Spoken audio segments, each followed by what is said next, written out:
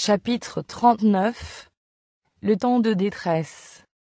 En ce temps-là se lèvera Michaël, le grand chef, le défenseur des enfants de ton peuple. Et ce sera une époque de détresse, telle qu'il n'y en a point eu, depuis que la nation existe jusqu'à cette époque. En ce temps-là, ceux de ton peuple, qui seront trouvés inscrits dans le livre seront sauvés. Quand le message du troisième ange aura achevé son œuvre, la miséricorde divine cessera d'intercéder en faveur des coupables habitants de la terre. La tâche du peuple de Dieu sera terminée. Il a reçu la pluie de l'arrière-saison. Les temps de rafraîchissement sont venus de la part du Seigneur. Il est prêt à affronter l'heure de l'épreuve qui l'attend. Les anges s'affairent entre le ciel et la terre.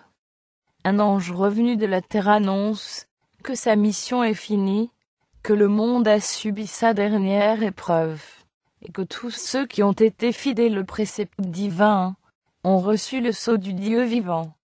Jésus qui, dans le sanctuaire céleste, a mis un terme à son intercession, lève les mains, et s'écrie d'une voix forte. C'en est fait.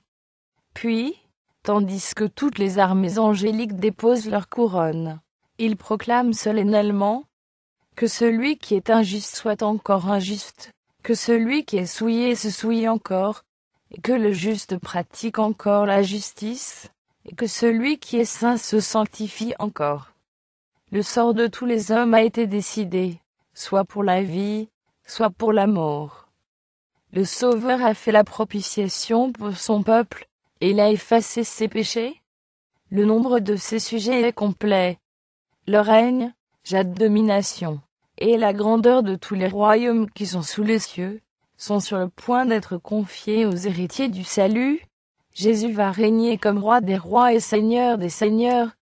Au moment où il quittera le sanctuaire, les habitants de la terre seront plongés dans les ténèbres.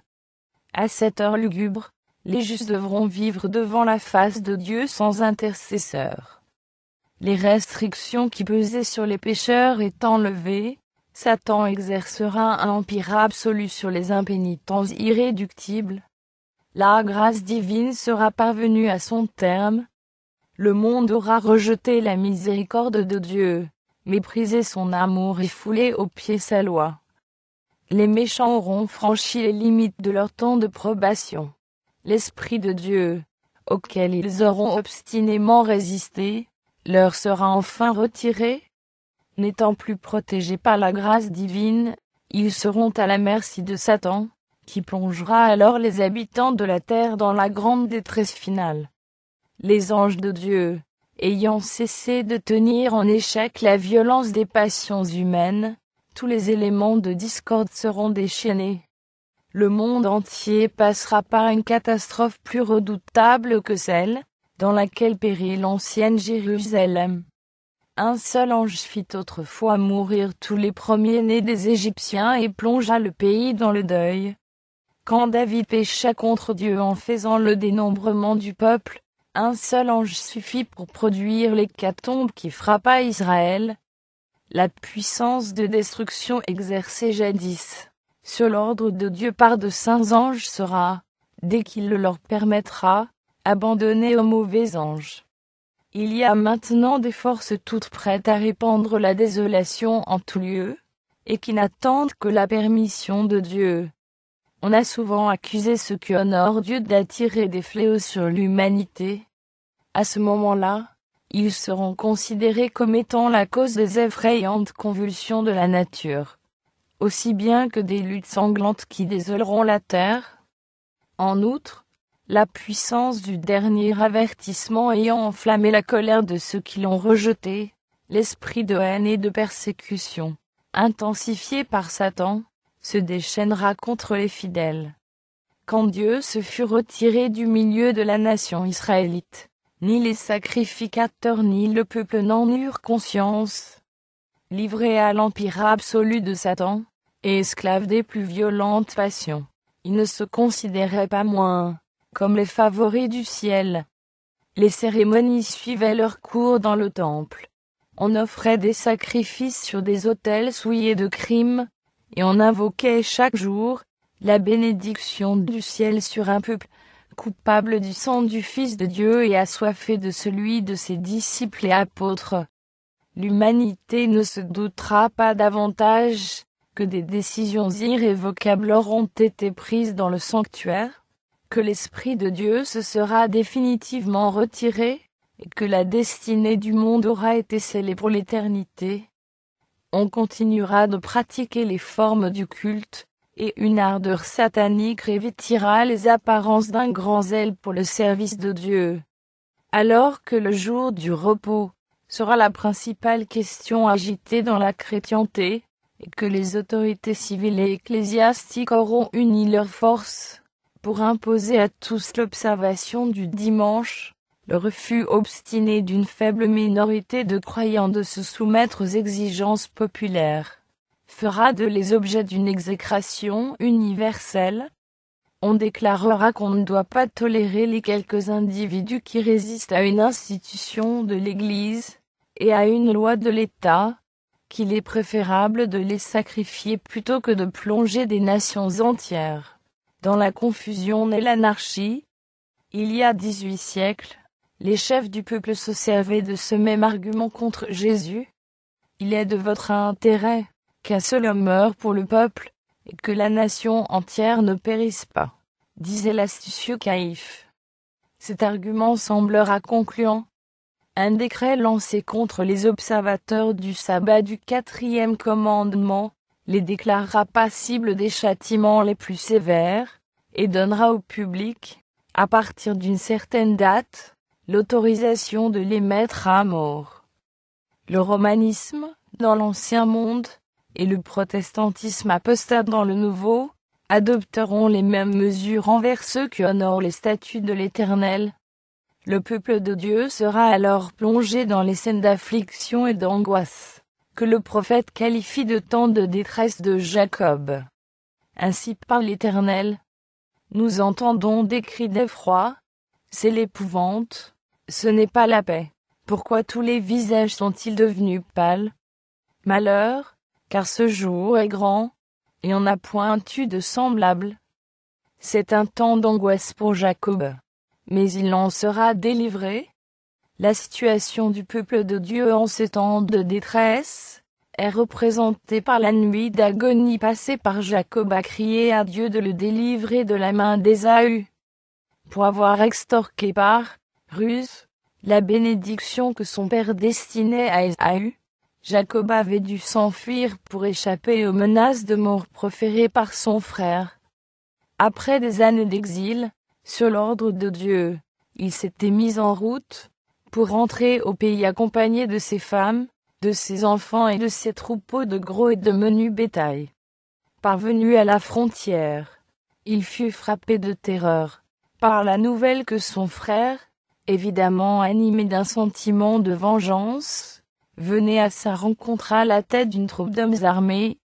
Jacob comprit que, sans armée, sans défense, sa caravane était, selon toute probabilité, condamnée à être massacrée. À ce motif d'effroi venait s'ajouter de cuisants remords à la pensée que son péché était cause de ces dangers. Son unique espérance résidait dans la miséricorde de Dieu. Sa seule arme était la prière. Il ne négligea néanmoins aucune précaution pour réparer le tort fait à son frère, et pour conjurer le péril qui le menaçait. À l'approche du temps de détresse, le peuple de Dieu devra faire également tout ce qui est en son pouvoir, pour gagner les bonnes grâces du public, pour désarmer les préjugés, et détourner le danger, qui menacera la liberté de conscience. Ayant envoyé sa famille devant lui, afin de lui épargner la vue de son angoisse, Jacob s'isola pour plaider avec Dieu. Il lui confessa ses péchés, et il reconnut, avec des actions de grâce, les faveurs dont le Seigneur l'avait comblé.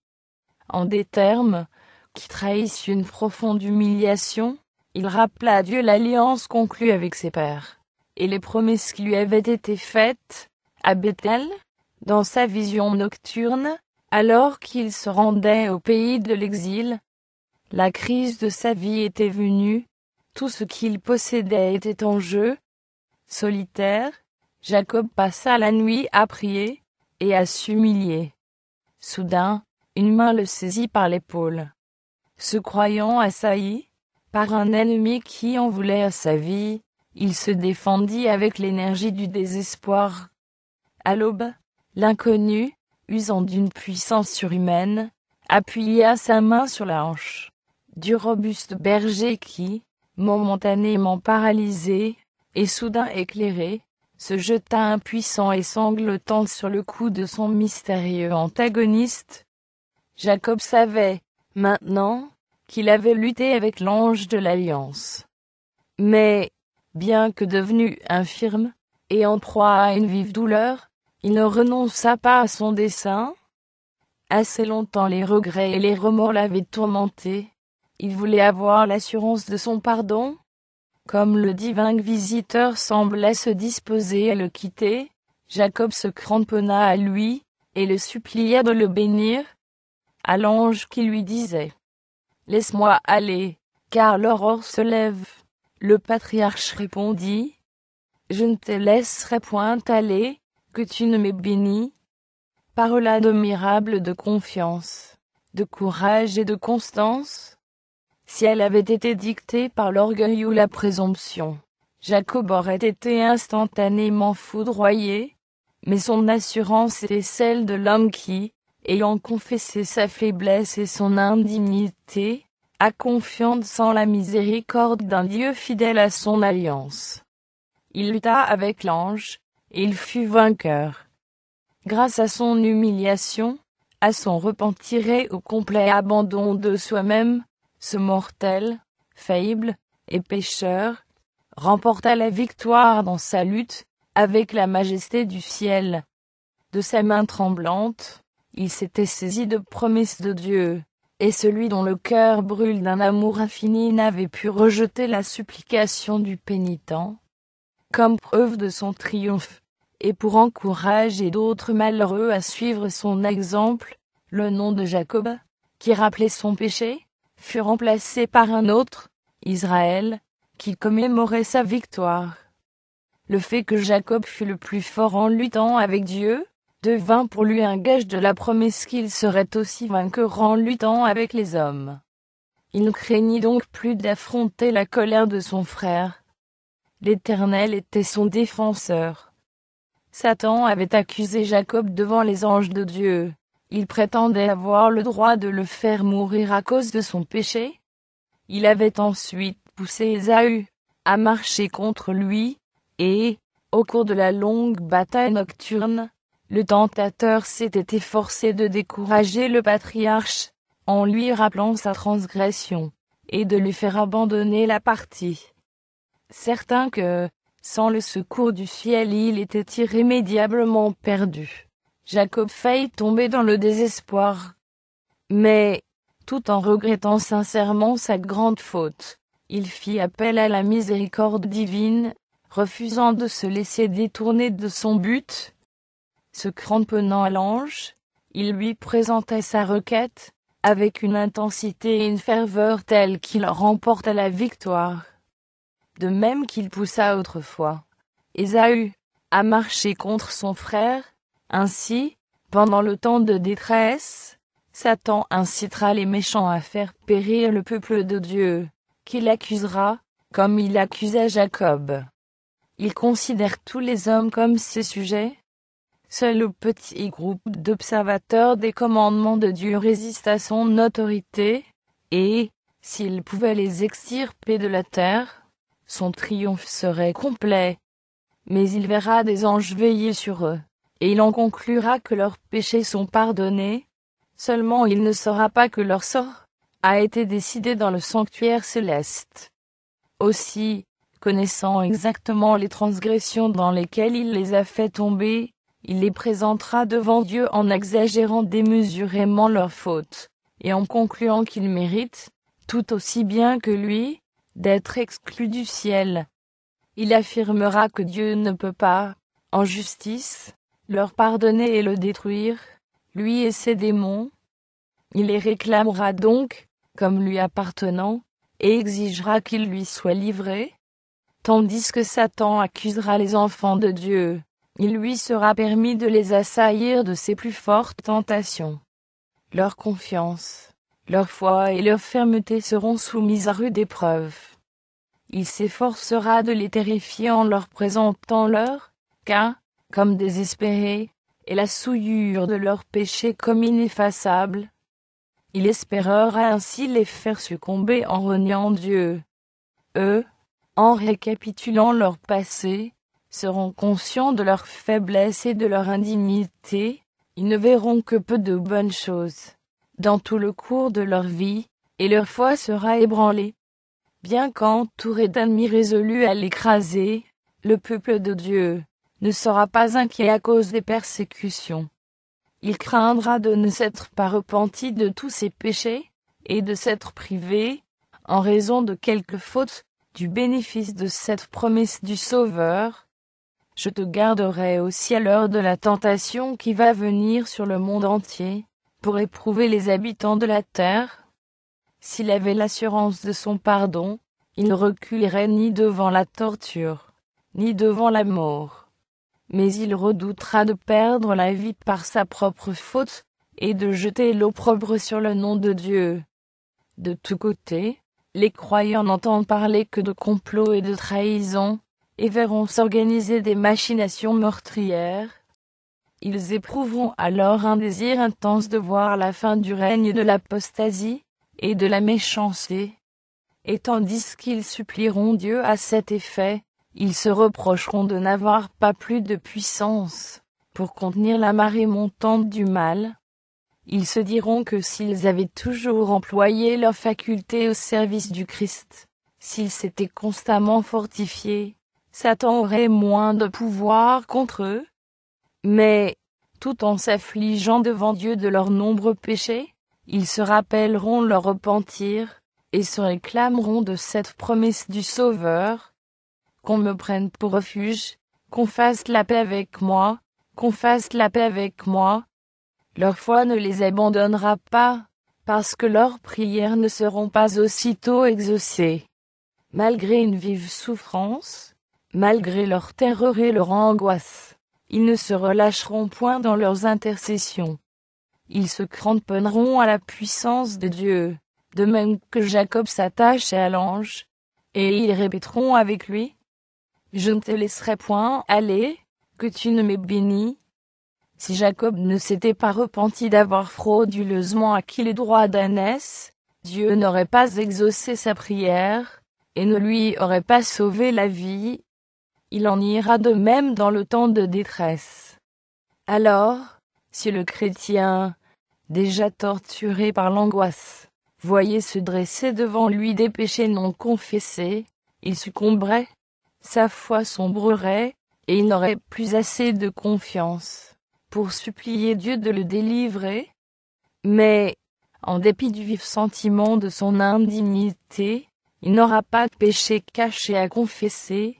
Ses fautes auront déjà passé en jugement, et elles auront été effacées. Il ne s'en souviendra plus. Satan pousse bien des gens à croire que Dieu ne prendra pas garde à leurs infidélités dans les petites affaires de la vie. Mais, dans sa façon d'agir avec Jacob, le Seigneur montre qu'il n'approuve ni ne tolère le mal. Tous ceux qui tentent d'excuser, ou de cacher leurs péchés, ou qui consentent à les laisser inscrits, non confessés et non pardonnés, sur les registres du ciel, seront vaincus par le tentateur. Leur conduite est d'autant plus odieuse aux yeux de Dieu, et le triomphe de leur grand adversaire d'autant plus certain, que leur profession est plus élevée, et la position qu'ils occupent plus honorable. Ceux qui renvoient leur préparation en vue du jour de Dieu, ne pourront l'acquérir ni pendant ni après le temps de détresse. Leur cas est sans issue. Les soi-disant chrétiens, qui devront affronter cet effrayant conflit sans y être préparés, confesseront alors leurs péchés, avec des accents de désespoir, dont se moqueront les méchants. Comme Ésaü et Judas, ils se lamenteront des conséquences de leur transgression, mais non de leur culpabilité. Comme ils n'abhorront pas le péché, ils n'auront pas de réelle repentance. C'est la crainte de châtiment qui les poussera à confesser leurs fautes. Comme autrefois Pharaon, ils retourneraient volontiers à leur mépris de Dieu s'ils se sentaient à l'abri de ses jugements. L'histoire de Jacob nous assure que Dieu ne rejette pas ceux qui ont été séduits, tentés et entraînés dans le péché, mais qui reviennent à lui par une conversion véritable. Tandis que Satan s'efforce de consommer leur ruine, Dieu leur envoie ses anges pour les consoler et les protéger à l'heure du danger. Les assauts du diable sont puissants et déterminés, et ses tentations redoutables, mais les yeux du Seigneur sont sur les siens, et ses oreilles sont attentives à leurs cris. Bien que la détresse des croyants soit grande, et que les flammes de la fournaise semblent sur le point de les consumer, le grand épurateur les en fera sortir comme de l'or éprouvé par le feu. L'amour de Dieu pour ses enfants, au jour de leur plus rude épreuve, sera aussi puissant et aussi tendre que dans leurs jours les plus ensoleillés. Mais il faut qu'ils passent au creuset, que leur mondanité se consume, et qu'ils réfléchissent parfaitement l'image du Sauveur. Le temps de détresse et d'angoisse qui est devant nous exige une foi capable de supporter la fatigue, les délais et la faim, une foi qui ne faiblira pas sous l'épreuve. Une période de grâce nous est accordée pour nous y préparer. Jacob l'emporta parce qu'il fut déterminé et persévérant. Sa victoire est une démonstration de la puissance de la prière persévérante. Quiconque se saisira comme lui de promesses de Dieu, quiconque aura sa ferveur et sa persévérance remportera le même succès. Ceux qui ne sont pas disposés au renoncement et à la prière prolongée jusqu'à l'agonie, en quête de la bénédiction de Dieu, ne l'obtiendront pas. Luttez avec Dieu, qu'ils sont peu nombreux ceux dont le cœur s'est laissé attirer vers le Seigneur, avec toute l'intensité possible. Quand les vagues d'un désespoir inexprimable déferlent sur l'âme du suppliant, combien peut se cramponner aux promesses de Dieu. Ceux qui n'exercent que peu de foi maintenant, courent le grand danger de succomber à la puissance des séductions sataniques. Et si même ils supportent l'épreuve, leur angoisse sera d'autant plus profonde au jour de la crise qu'ils auront été moins habitués à mettre leur confiance en Dieu. Les leçons de foi qu'ils auront négligées dans les temps ordinaires, ils devront les apprendre sous la rude pression du découragement. Nous devons dès maintenant mettre les promesses de Dieu à l'épreuve. Les anges enregistrent toute prière fervente et sincère. Il vaut mieux renoncer à ses aises plutôt qu'à la communion avec Dieu. Le dénuement le plus complet, les plus grandes privations, avec son approbation, sont préférables aux richesses, aux honneurs, au confort et à l'amitié, sans elles. Prenons le temps de prier. Si nous nous laissons absorber par nos intérêts matériels au point de négliger la prière, il peut se faire que le Seigneur estime nécessaire de nous débarrasser de nos idoles, qu'il s'agisse d'argent, de maison ou de terre fertile. La jeunesse ne se laisserait pas séduire par le péché, si elle refusait de se rendre là, où elle ne peut demander à Dieu de l'accompagner de sa bénédiction. Si les messagers qui portent au monde un dernier et solennel avertissement demandaient l'aide de Dieu, non avec indolence ou indifférence, mais avec la même ferveur et la même foi que Jacob, ils pourraient souvent répéter « J'ai vu Dieu face à face, et mon âme a été sauvée ». Ils seraient des princes aux yeux du Seigneur, parce qu'ils auraient vaincu dans leur lutte avec Dieu et avec les hommes. L'époque de détresse, telle qu'il n'y en a point eu, est imminente. Il nous faudra alors une vie chrétienne, que nous ne possédons pas maintenant, et à laquelle l'indolence de plusieurs les empêchera de parvenir. Il arrive souvent que les difficultés soient plus grandes de loin que de près, mais ce ne sera pas le cas de la crise qui est devant nous. Les descriptions les plus palpitantes sont au-dessous de la réalité. À ce moment-là, toute âme devra subsister seule devant Dieu, Même si Noé, Daniel et Job se trouvaient dans le pays, je suis vivant, dit le Seigneur, l'Éternel, ils ne sauveraient ni fils ni fille, mais ils sauveraient leur âme par leur justice. C'est maintenant, pendant que notre souverain sacrificateur fait encore propitiation pour nous, que nous devons nous efforcer de réaliser la perfection qui est en Jésus-Christ. Satan trouve toujours dans le cœur irrégénéré quelque endroit où il peut se loger. Un désir coupable caressé donne de la puissance à ses tentations. Jésus n'y céda jamais, pas même en pensée. Il pouvait dire « Le prince du monde vient. Il n'a rien en moi. » Jésus gardait les commandements de son Père. Il n'y avait rien à reprendre en lui. Telle doit être la condition de ceux qui sont appelés à subsister au temps de détresse. C'est dans cette vie, par la foi au sang expiatoire du Sauveur, que nous devons nous séparer du péché. Le Christ nous invite à nous unir à lui, à joindre notre faiblesse à sa force, notre ignorance à sa sagesse, notre indignité à ses mérites. La vie chrétienne est l'école où nous devons apprendre à connaître sa douceur et son humilité. Aussi le Seigneur place-t-il constamment devant nous, non pas des choses agréables et faciles que nous choisirions naturellement, mais des occasions d'apprendre quel est le but véritable de la vie. À nous de coopérer avec lui pour que notre caractère se conforme au divin modèle. Ce n'est qu'au péril de sa vie que l'on néglige ou diffère cette expérience. Au cours d'une vision, Saint Jean entendit une voix qui disait « Malheur à la terre et à la mer, car le diable est descendu vers vous, animé d'une grande colère, sachant qu'il a peu de temps. » Les scènes qui provoquent cette exclamation de la voix céleste sont effrayantes. À mesure que son temps se raccourcit, Satan redouble de colère, et c'est pendant le temps de détresse que son œuvre de séduction et de destruction parviendra à son point culminant. Des phénomènes d'ordre surnaturel apparaîtront bientôt dans le ciel, qui prouveront la puissance miraculeuse des démons.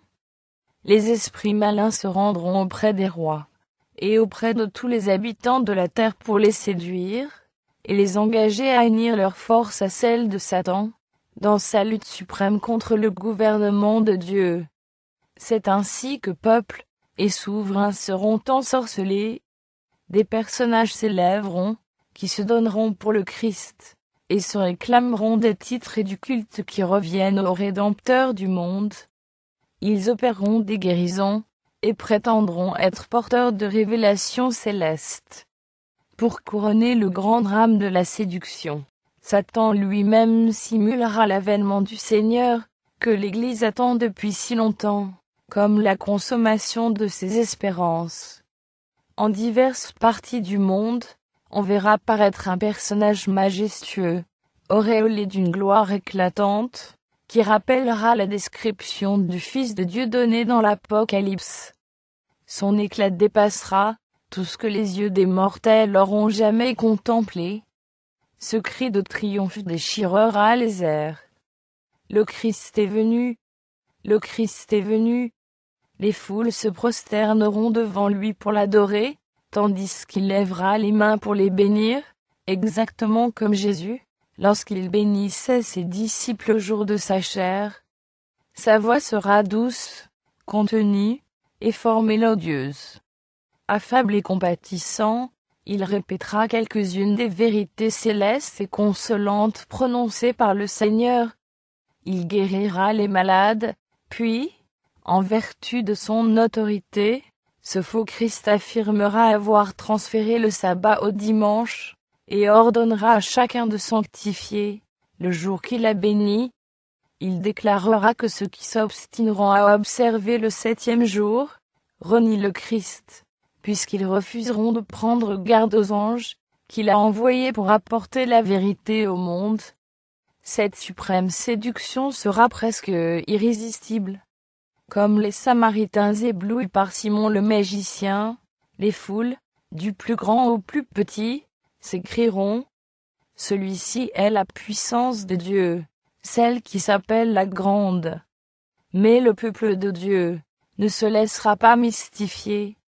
Les enseignements de ce faux Christ ne concorderont pas avec ceux des Écritures. Il bénira les adorateurs de la bête et de son image, ceux-là même auxquels l'Éternel sera sur le point de faire boire le vin de son mélange de la coupe de sa colère.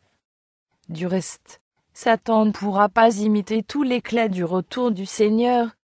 Jésus a prémuni ses disciples contre tout duperie sur ce point en décrivant clairement le mode de sa venue. Il s'élèvera, dit-il, de faux Christ et de faux prophètes. Ils feront de grands prodiges et des miracles, au point de séduire, s'il était possible, même les élus. Si donc on vous dit, voici, il est dans le désert, n'y allez pas. Voici, il est dans les chambres, ne le croyez pas. Car, comme l'éclair part de l'Orient, et se montre jusqu'en Occident, ainsi sera l'avènement du Fils de l'homme. Il n'est pas possible de simuler cette venue qui sera visible pour le monde entier. Seuls échapperont à la redoutable séduction qui subjuguera le monde, ceux qui étudient diligemment les Écritures, et qui ont l'amour de la vérité. C'est grâce au témoignage de la parole de Dieu qu'ils découvriront le séducteur sous son déguisement. L'heure de l'épreuve sonnera pour tous, et le crible de la tentation fera connaître les vrais chrétiens.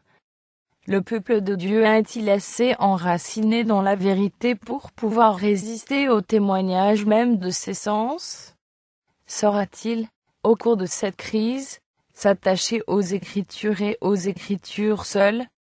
Satan fera tout pour empêcher les fidèles de se préparer à rester fermes. Il disposera les circonstances de façon à leur barrer la route, à les absorber par des trésors terrestres, à les charger d'occupations, et à appesantir leur cœur par les soucis de la vie, afin que, tel un voleur, le jour de l'épreuve, les prenne à l'improviste. Lorsque les différents gouvernements de la chrétienté auront promulgué contre les observateurs des commandements un décret les mettant hors la loi, et les livrant aux mains de leurs ennemis, les enfants de Dieu abandonneront les villes et les villages, et se retireront par groupes dans les lieux les plus désolés et les plus solitaires. Comme les chrétiens des vallées vaudoises, beaucoup d'entre eux trouveront un refuge dans les montagnes, où ils établiront leur sanctuaire, et rendront grâce à Dieu pour les rochers fortifiés.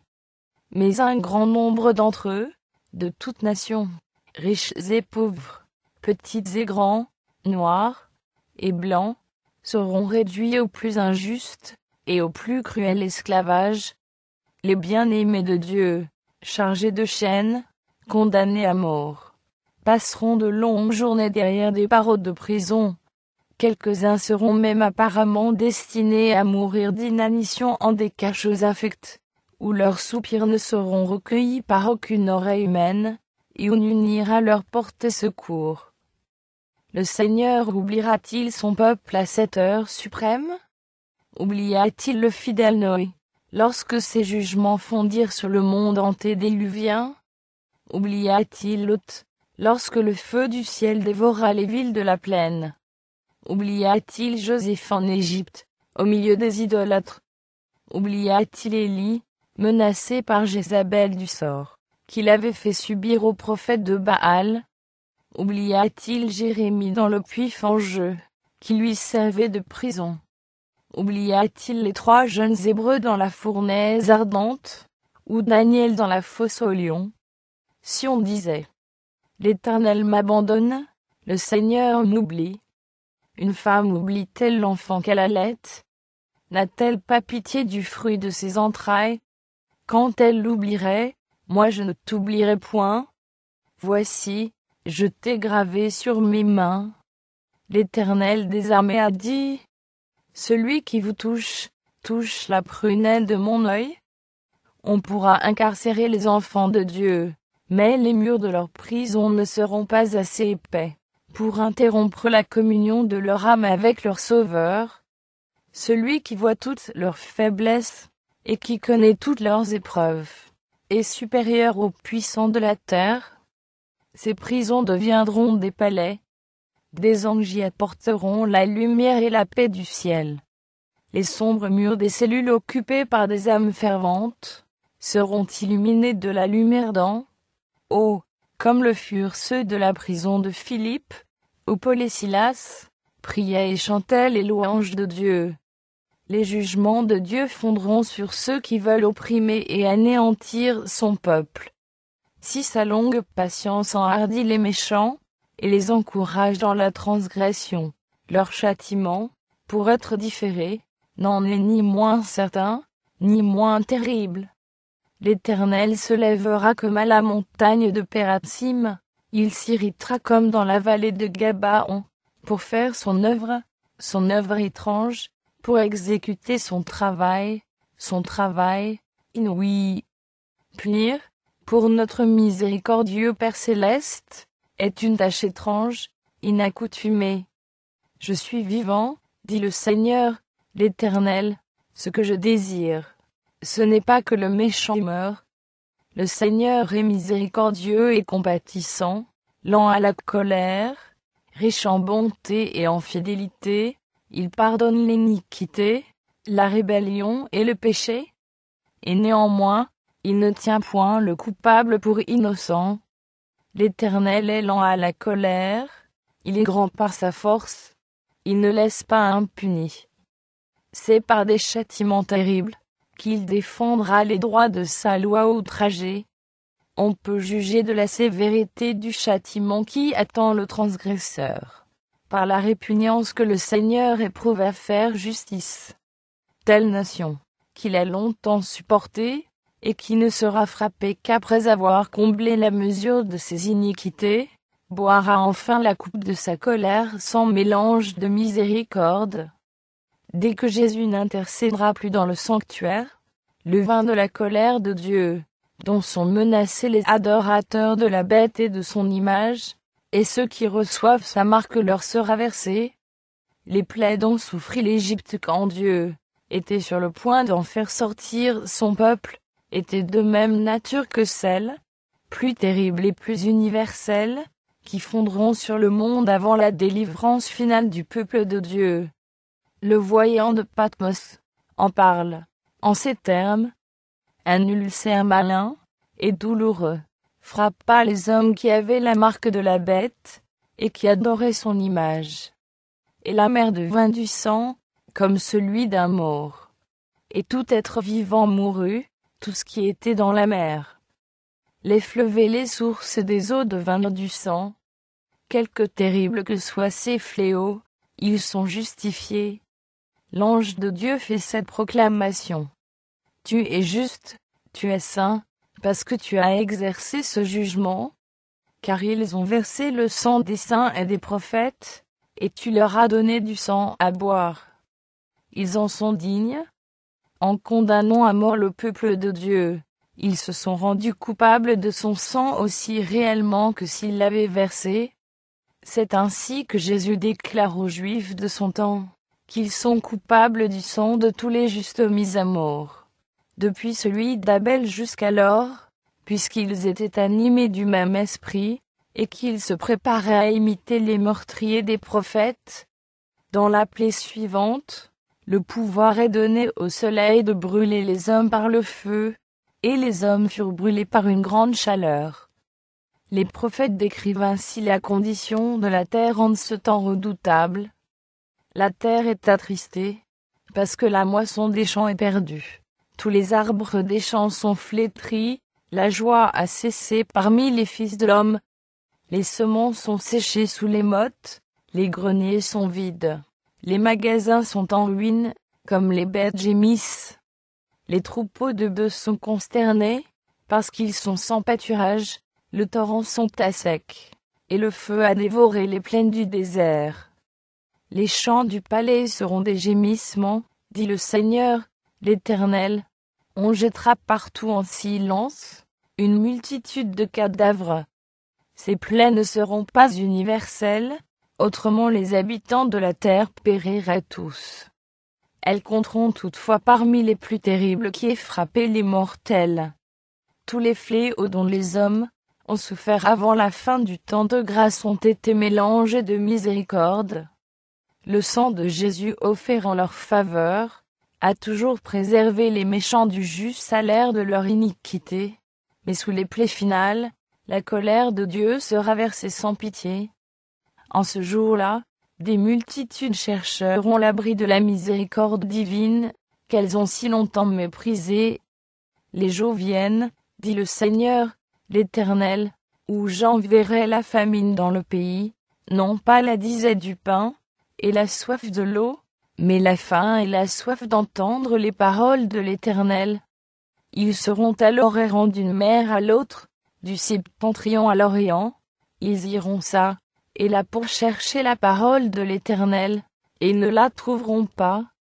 Le peuple de Dieu ne sera pas à l'abri de la souffrance, mais bien que persécuté et angoissé, dénué de tout et privé d'aliments, il ne sera pas abandonné. Le Dieu qui a pris soin d'Élie ne négligera pas un seul de ses enfants. Celui qui compte les cheveux de leur tête prendra soin d'eux, et au temps de la famine ils seront rassasiés, tandis que les méchants seront victimes de la faim et des épidémies. Les anges protégeront les justes, et pourvoiront à leurs besoins. À celui qui marche dans la justice, du pain lui sera donné, de l'eau lui sera assurée. Les malheureux et les indigents cherchent de l'eau, et il n'y en a point, leur langue est desséchée par la soif. Moi, l'Éternel, je les exaucerai, moi, le Dieu d'Israël, je ne les abandonnerai pas. Le figuier ne fleurira pas, la vigne ne produira rien, le fruit de l'olivier manquera, les champs ne donneront pas de nourriture. Les brebis disparaîtront du pâturage, et il n'y aura plus de bœufs dans les étables. Toutefois, je veux me réjouir en l'Éternel, je veux me réjouir dans le Dieu de mon salut. L'Éternel est celui qui te garde, l'Éternel est ton ombre à ta main droite. Pendant le jour, le soleil ne te frappera point, ni la lune pendant la nuit. L'Éternel te gardera de tout mal, il gardera ton âme. C'est lui qui te délivre du filet de l'oiseleur, de la peste et de ses ravages. Il te couvrira de ses plumes, et tu trouveras un refuge sous ses ailes. Sa fidélité est un bouclier et une cuirasse. Tu ne craindras ni les terreurs de la nuit, ni la flèche qui vole de jour, ni la peste qui marche dans les ténèbres, ni la contagion qui frappe en plein midi. Que 1000 tombent à ton côté, et 10 000 à ta droite, tu ne seras pas atteint. De tes yeux seulement tu regarderas, et tu verras la rétribution des méchants. Car tu es mon refuge, ô Éternel. Tu fais du Très-Haut ta retraite. Aucun malheur ne t'arrivera, aucun fléau n'approchera de ta tente. Car il ordonnera à ses anges de te garder dans toutes tes voies. Cependant, à vues humaines, le peuple de Dieu est alors sur le point, comme les martyrs, de sceller son témoignage de son sang. Il commencera à craindre que Dieu ne l'abandonne à la fureur de ses ennemis. Ce sera un temps de détresse et d'angoisse. Jour et nuit, il criera à Dieu, et implorera la délivrance.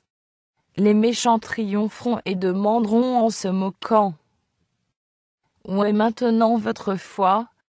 Si vous êtes réellement le peuple de Dieu, pourquoi ne vous délivre-t-il pas de nos mains? Mais les saints se souviendront de Jésus mourant sur le calvaire, alors que des sacrificateurs et des principaux disent dédaigneusement: il a sauvé les autres, et il ne peut se sauver lui-même. S'il est roi d'Israël, qu'il descende de la croix, et nous croirons en lui. Tous les saints, comme Jacob, lutteront alors avec Dieu. La pâleur de leurs traits révélera leur combat intérieur. Néanmoins, ils ne suspendront pas leurs ferventes intercessions. Si les croyants étaient doués d'une vision surnaturelle, ils pourraient voir des groupes d'anges en faction autour de ceux qui ont gardé la parole de la persévérance de Jésus-Christ. C'est avec la plus vive sympathie que ces anges verront leur détresse et entendront leurs prières. Ils attendront l'ordre de leur chef pour les arracher au danger, mais l'heure n'aura pas encore sonné. Il faut que le peuple de Dieu boive la coupe du Seigneur et soit baptisé de son baptême. Ce retardement si pénible pour lui sera en réalité le meilleur exaucement de ses prières. En s'efforçant d'attendre avec confiance l'intervention du Seigneur, il s'exercera à la foi, à l'espérance et à la persévérance qu'il aura trop peu pratiquée au cours de sa vie religieuse. Et pourtant, pour l'amour des élus, ce temps de détresse sera abrégé. Et Dieu ne fera-t-il pas justice à ses élus, qui crient à lui jour et nuit, et tardera-t-il à leur égard? Je vous le dis, il leur fera promptement justice. La fin viendra plus vite qu'on ne se l'imagine. Le froment sera rassemblé et lié en gerbe pour les greniers de Dieu, tandis que l'ivraie sera vouée au feu de la destruction. Les célestes sentinelles, fidèles à leurs consignes, continueront de veiller. Un décret général aura fixé le temps à partir duquel on pourra mettre à mort les observateurs des commandements. Mais leurs ennemis, en quelques endroits, devançant leurs, se disposeront à les tuer. Mais aucun d'eux ne pourra franchir le cercle redoutable des sentinelles placées autour des fidèles. Quelques-uns de ces derniers seront assaillis au moment où ils abandonneront les villes et les villages, mais les épées dirigées contre eux se briseront et tomberont à terre, aussi impuissantes que dévêtues de paille. D'autres seront défendus par des anges ayant revêtu l'aspect de guerriers. Dans tous les siècles, Dieu a envoyé ses anges au secours de ses serviteurs. Ces êtres célestes ont joué un rôle actif dans les affaires humaines. Ils ont paru en vêtements éblouissants comme l'éclair. On les a vus sous une apparence humaine, en costume de voyageurs. Ils se sont montrés à des hommes de Dieu. Apparemment las, ils se sont reposés à l'heure de midi à l'ombre des chênes, et ont accepté l'hospitalité. Ils ont rempli les fonctions de guide auprès de voyageurs égarés. De leurs propres mains, ils ont allumé le feu de l'autel. Ils ont ouvert les portes des prisons pour libérer des serviteurs de Dieu. Revêtus d'une gloire céleste, ils ont roulé la pierre qui fermait l'entrée du sépulcre du Seigneur. Sous une forme humaine, des anges ont souvent fréquenté les assemblées des justes, ainsi que celles des méchants, comme à Sodome, pour prendre note de leurs actions, ou constater s'ils avaient franchi les limites de la patience de Dieu. Dans sa miséricorde, par égard pour quelques justes, le Seigneur retient les calamités, et prolonge la tranquillité des multitudes. Les pécheurs ne se doutent guère que c'est aux quelques fidèles qu'il se plaise à opprimer, et à bafouer qu'ils doivent devoir se prolonger leur vie. À l'insu des grands de ce monde, des anges ont souvent pris la parole dans leurs assemblées. Des yeux humains les ont contemplés, des oreilles humaines ont écouté leurs appels, des lèvres mortelles se sont opposées à leurs suggestions, et ont persiflé leurs conseils, des mains sacrilèges les ont maltraités. Dans les assemblées nationales, comme devant les tribunaux, ces êtres ont fait preuve d'une grande connaissance des affaires. Ils ont plaidé avec plus de succès la cause des opprimés que leurs défenseurs les plus éloquents. Ils ont déjoué des complots et arrêté des maux qui eussent gravement entravé l'œuvre de Dieu et occasionné de vives souffrances à son peuple. À l'heure du péril et de la détresse, l'ange de l'Éternel campe autour de ceux qui le craignent, et il les arrache au danger. Impatients, les saints attendront le signe de la venue de leur roi. Quand on demandera le sentinelle, sentinelle, qui dis-tu de la nuit? Leur réponse invariable sera: le matin vient, et la nuit aussi. La lumière commencera à poindre sur les hauteurs des montagnes. Bientôt se révélera la gloire du soleil de justice. L'aube et le crépuscule sont imminents tous deux. Ce sera le commencement d'un jour sans fin pour les justes, et d'une nuit éternelle pour les méchants. Pendant que les soldats du Christ feront monter leurs supplications devant Dieu, le voile qui les sépare de l'invisible semblera se lever. Le ciel s'illuminera des lueurs du jour éternel, et ses paroles viendront frapper leurs oreilles, comme la mélodie d'un cantique angélique. Tenez bon. Voici le secours. En puissant conquérant, Jésus-Christ apportera à ses combattants lassés une couronne immortelle de gloire. De la porte du ciel entr'ouverte, il leur dira: Je suis avec vous, ne craignez point. Je connais toutes vos souffrances. J'ai porté vos douleurs. Vos ennemis sont vaincus. J'ai combattu pour vous. En mon nom, vous êtes plus que vainqueurs. Le Sauveur nous enverra le secours. Au moment même où nous en aurons besoin, le chemin du ciel est consacré par l'empreinte de ses pas. Chaque épine qui blesse nos pieds a ensanglanté les siens. Il a lui-même porté toutes les croix dont nous sommes appelés à nous charger. Il a permis la lutte pour nous préparer à la paix. Le temps de détresse sera un terrible creuset pour le peuple de Dieu. Mais s'il regarde en haut avec foi, il se verra enveloppé de l'arc-en-ciel des promesses divines. Les rachetés de l'Éternel retourneront, ils iront à Sion avec chant de triomphe, et une joie éternelle couronnera leur tête. L'allégresse et la joie s'approcheront, douleur et les gémissements s'enfuiront. C'est moi qui vous console.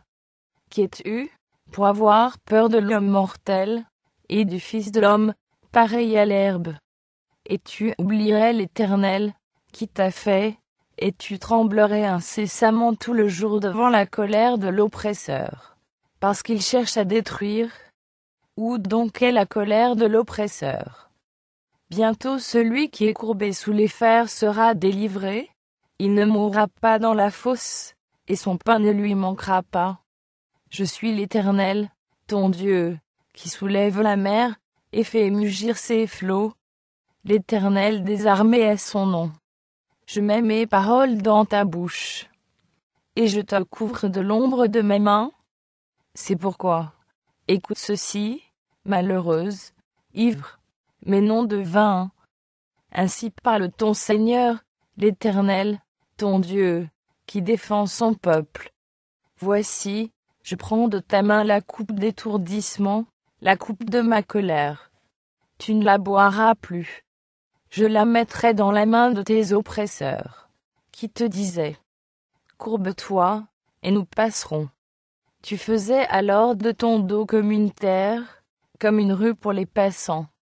Regardant à travers les siècles, Dieu a contemplé la crise que son peuple devra affronter, quand les puissances de la terre se ligueront contre lui.